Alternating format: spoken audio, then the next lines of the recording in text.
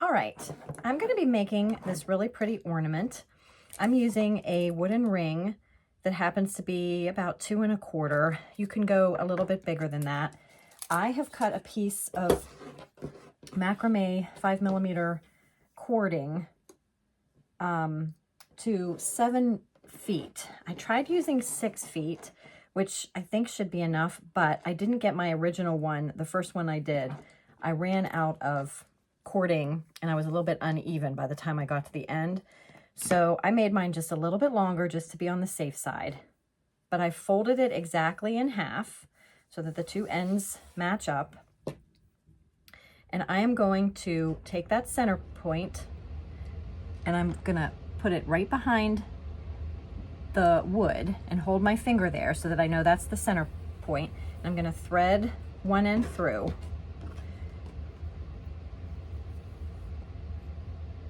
And let that lay over top. So the center point is right behind this side of the ring. So I'm just gonna lay that over top there for now. And I'm just gonna try to kind of hold that in place, but I'm gonna take this side now and I'm gonna create a loop, almost like I'm forming an S.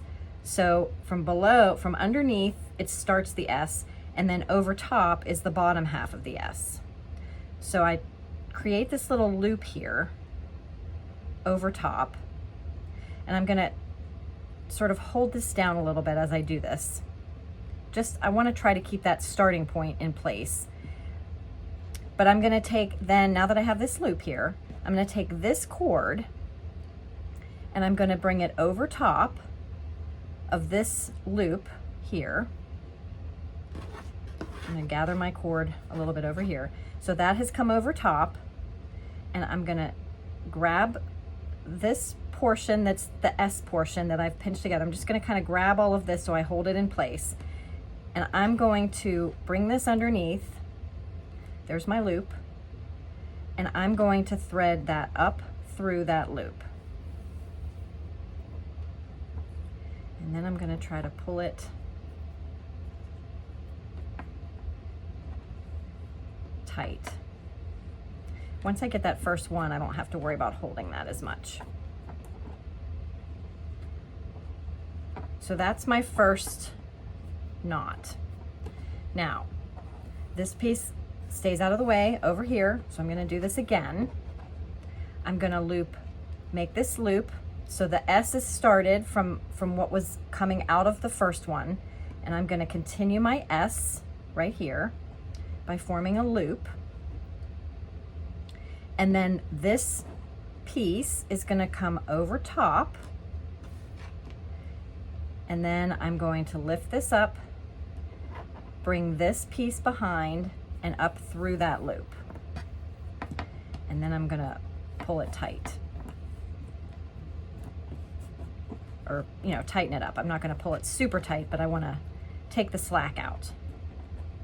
And then just sort of push that up to the other one. And then I'm just gonna repeat this process. I'm going to make my S. I make it a little bigger than I need so that I have plenty of room to work with. I'm gonna bring this piece over top, lift it up, thread it up through,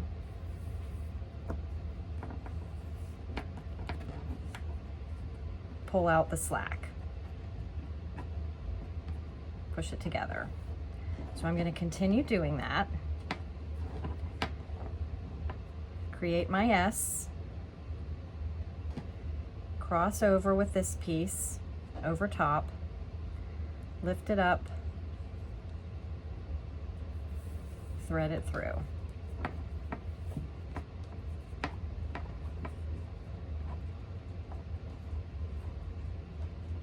Okay, I'm gonna keep going. I'll probably speed this up a little bit.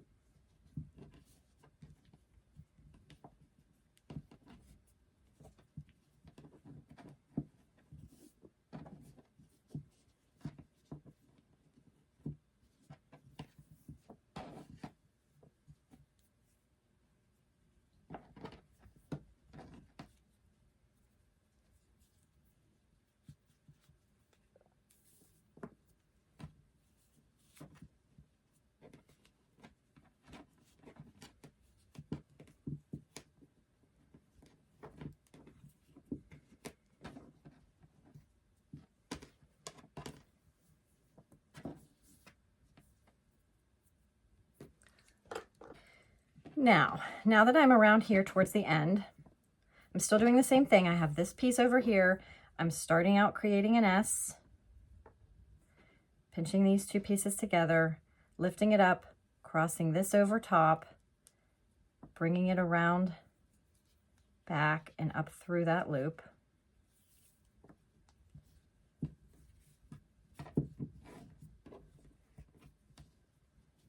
All right, I think the 6 feet would have been enough for me the first time I did this if I hadn't gotten my center point off center so much from the beginning. I wasn't as careful about holding it in place at the beginning.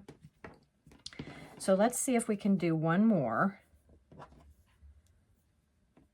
Make my S, cross.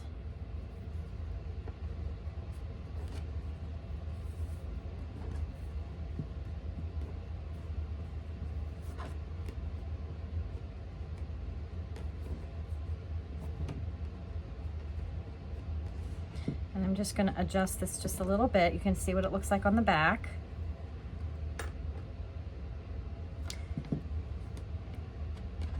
So now I can either try to squish one more in, or I can keep them a little bit further apart, not so squished. And let's see what happens if I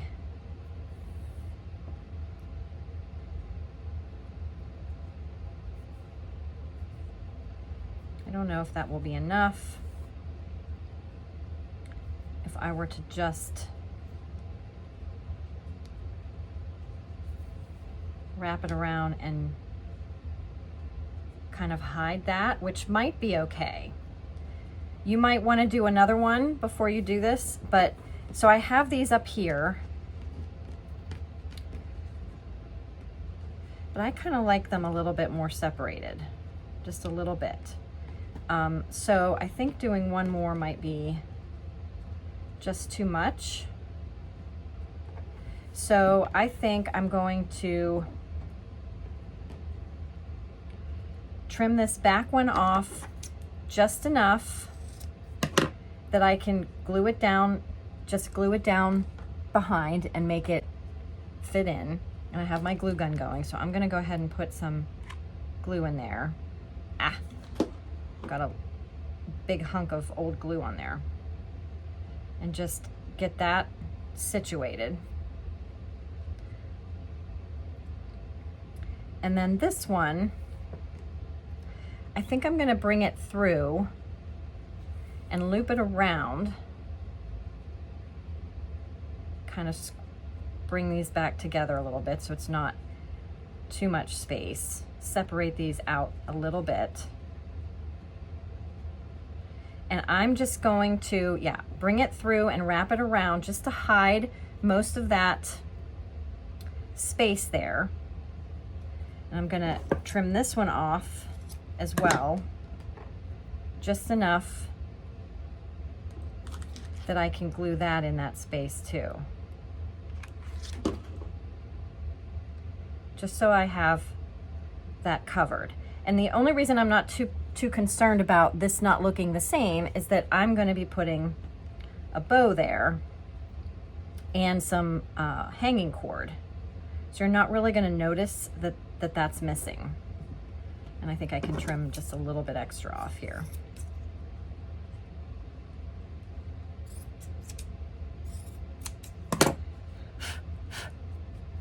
And then I'm going to put a little bit of glue over these ends just to make sure that it doesn't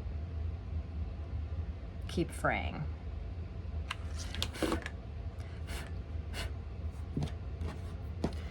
Okay, now I'm going to grab a little bit of leather cording. If you wanted, you could just use regular twine and that would work fine. But I like it's a little bit of an elevated look with this leather cording, and this is just something you can get on Amazon. So I'm going to take, I don't know, about 12 or 15 inches or so, and I'm going to fold it in half. And it doesn't matter which way you thread it, but I'm going to thread that folded centerpiece through, and I'm going to bring the two ends through. and just loop it, and then pull that into that space in there.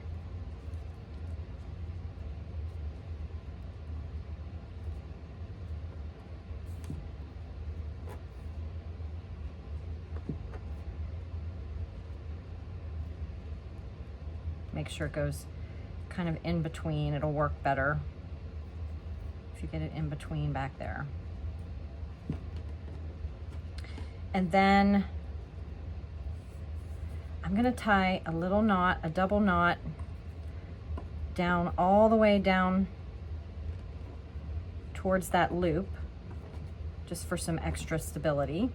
And then I'm gonna come up here and leave, you know, a little bit of space, and I'm gonna tie another knot, double knot,